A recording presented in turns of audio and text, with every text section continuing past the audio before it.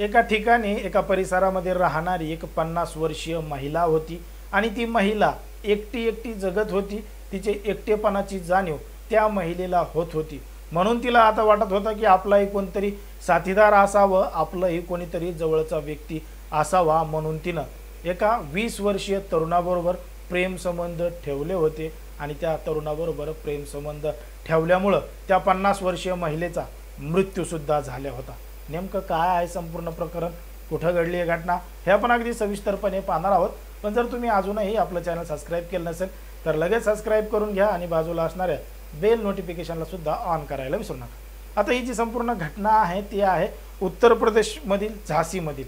आता झाशी परिसरामध्ये संपूर्ण घडलेली घटना आहे। तारीख आहे 11 फेब्रुवारी 2024 ची। 11 फेब्रुवारी 2024 ला या परिसरामध्ये एका 50 वर्षीय महिलेचा मृतदेह आढळला।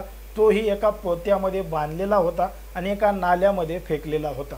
अशा पद्धतीने एका नाल्यामध्ये एका महिलेचा मृतदेह आढळला। हे जाणाऱ्या येणाऱ्या लोकांनी पाहिलं आणि त्याची माहिती जवळच्या पोलीस स्टेशनमध्ये दिली। आता जवळच्या पोलीस स्टेशनमध्ये दिल्यानंतर पोलिसांनी चौकशी चालू केलं।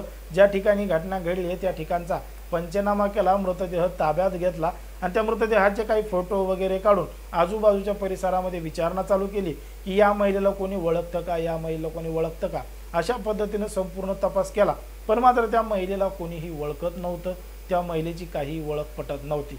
पण पोलिसांना काहीही करून तपास लावायचा होता, ही महिला कोण आहे काय आहे। अखेर पोलिसांनी 2-4 दिवस प्रयत्न केल्यानंतर पोलिसांना समजलं की ही जी महिला आहे तिचं नाव आहे मीना अहिरवार। मीना अहिरवार ही महिला मूळची मध्य प्रदेशातील टिकीमगडची आहे आणि टिकीमगड हे तिचं माहेर आहे असं पोलिसांना समजलं आणि पोलिसांनी मग त्या टिकीमगडच्या दिशेनं वाटचाल सुरू केली। एक पथक त्या ठिकाणी पाठवलं आणि तपास कार्य सुरू केलं आणि मग तपास कार्य सुरू केल्यानंतर ती जी महिला होती 50 वर्षीय, तिचे जे 3 मुलं होते त्यापैकी एका मुलानं तिचा मृतदेह ओळखला होता आणि ओळखल्यानंतर मग ते त्यांच्याकडे त्यांच्या स्वाधीन करण्यात आला आणि मग या महिलेला नेमकं कोणी मारलंय, का मारलंय, हाच मोठा प्रश्न पोलिसांसमोर होता। पोलिसांनी त्या नातेवाईकांना, त्या मुलांना, तिच्या घरच्यांना सगळ्यांना चौकशी केली, पण मात्र त्यांनी काहीही सांगायला नकार दिला, कारण की ते म्हणले हिचा दुश्मन कोण आहे, काय आहे आणि नेमकं कोणावर संशय घ्यावा असा सुद्धा एक त्यांना मोठा पडलेला प्रश्न होता। कारण की त्या महिलेचे एका जणासोबत नाही तर 3-3 जणांसोबत संबंध असल्याचं समजलं। आता पोलिसांचं सुद्धा एक मोठं टेन्शन या ठिकाणी वाढलं होतं की नेमका खरा आरोपी कसा सापडावा, काय सापडावा। पण तरी सुद्धा पोलिसांनी प्रयत्न सुरू केले आणि तिच्या माहेरी पोहोचल्यानंतर पोलिसांना समजलं की ही जी महिला आहे तिचं लग्न 2006 मध्ये 18 वर्षापूर्वी एका व्यक्तीबरोबर झालेलं होतं आणि तिला या परिसरामधीलच एका गावामध्ये दिलेलं होतं। आता तिचं लग्न झाल्यानंतर ती तिच्या नवऱ्यासोबत राहू लागली आणि राहता राहता त्याच्याकडून सगळं काही करून घेऊ लागली। पण मात्र या त्यांच्या संसारामध्ये त्यांना 3 मुलं सुद्धा झाले आणि 3 मुलं झाल्यानंतर त्या महिलेला आता शहराची ओढ लागलेली होती। तिला वाटत होतं आपणही दुसऱ्या महिलांसारखं राहावं, आईश करावी, मज्जा मारावी आणि चांगलं राहावं। पण मात्र तिचा नवरा गरीब होता, तिला सगळ्या काही सुखसुविधा पुरवू शकत नव्हता, म्हणून तिला आता त्याच्यासोबत राहायचं नव्हतं आणि तिला आता एका दुसऱ्या व्यक्तीचा नाद लागलेला होता आणि ती एका प्रियकरासोबत त्या ठिकाणाहून पळून गेली आणि पळून गेल्यानंतर याच झाशीमधल्या एका गावामध्ये तिच्या प्रियकराबरोबर राहू लागली। आता तिनं नवरा आणि तिचे 3 मुलं हे सोडलेले होते आणि त्यांना सोडून ती प्रियकराबरोबरच राहू लागली। आता तिच्या नवऱ्याला सुद्धा माहीत झालं की ती कोणाबरोबर पळून गेली आहे, काय पळून गेली आहे, पण मात्र त्यांना सुद्धा जास्त काही टेन्शन घेतलं नाही। गेली तर जाऊ द्या म्हणे आणि तिला जे करायचे ते करू द्या, तिला तिकडंच तशा पद्धतीनं राहू द्या। आता त्यांनी तशा पद्धतीने निर्णय घेतल्यामुळं तिचीही कोणी शोधाशोध केली नाही आणि ती तिच्या प्रियकराबरोबर तिकडंच राहू लागली। मग मात्र काही दिवस त्याच्यासोबत राहिल्यानंतर देशामध्ये, राज्यामध्ये कोरोनासारखी बिमारी आली आणि याच कोरोनामध्ये ती ज्या प्रियकराबरोबर राहत होती त्या प्रियकराचं निधन या कोरोना काळामध्ये झालं। आता कोरोना काळामध्ये तिच्या प्रियकराचं निधन झालं आणि मग ती आता एकटी जीवन त्या ठिकाणी जगू लागली आणि एकटीच त्या परिसरामध्ये राहू लागली। आता त्या परिसरामध्ये राहत असताना पहिला नवरा तिनं सोडला होता, तिचा प्रियकर कोरोनामध्ये वारला होता.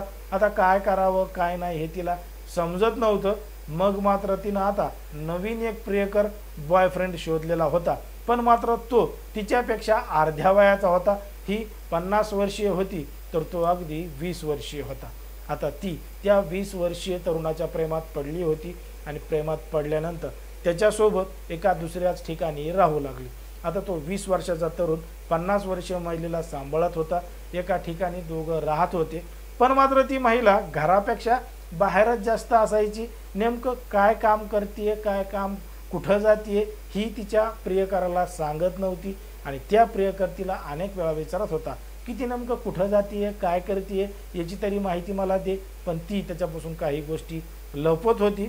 म्हणून त्या प्रियकरामध्ये आणि या महिलेमध्ये सातत्यानं भांडणं व्हायचे. आता आजूबाजूला जर राहणारे जे लोक आहेत हे सुद्धा त्यांना नावं ठेवायचे की एवढी मोठी 50 वर्षाची बाई एका 20 वर्षीय पोराबरोबर राहते, अशा पद्धतीनं करती. आणि यांचे भांडणं गल्लीमध्ये मोठ्या प्रमाणात चालल्यामुळं त्यांना टीका टिप्पणी सुद्धा मोठ्या प्रमाणात त्यांच्यावर व्हायची.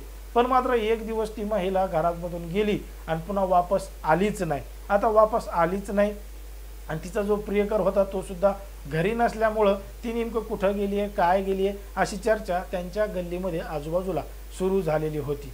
पण मात्र या 11 फेब्रुवारीला त्या महिलेचा मृतदेह नदीजवळ नाल्याजवळ एका पोत्यामध्ये बांधलेल्या अवस्थेमध्ये आढळल्यामुळं त्या लोकांनी पोलिसांना फोन केल्यामुळं या संपूर्ण घटनेचा उलगडा झाला होता की ती महिला नवऱ्याला सोडून प्रियकराबरोबर गेली.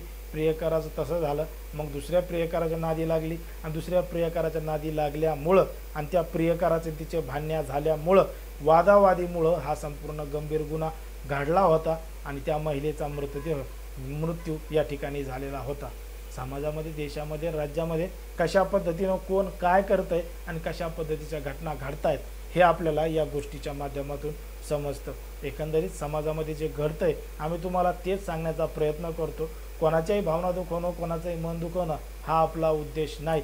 समाजात जे घडतंय तेच आम्ही तुम्हाला सांगायचा प्रयत्न या ठिकाणी करत असतो. एकंदरीत हे जे संपूर्ण प्रकरण घडलंय यावर तुम्हाला काय वाटतं हे अगदी स्पष्टपणे कमेंटमध्ये सांगा. अशाच पद्धतीचे नवनवीन व्हिडिओ पाहण्यासाठी आपल्या चॅनलला लगेच सबस्क्राईब करून घ्या.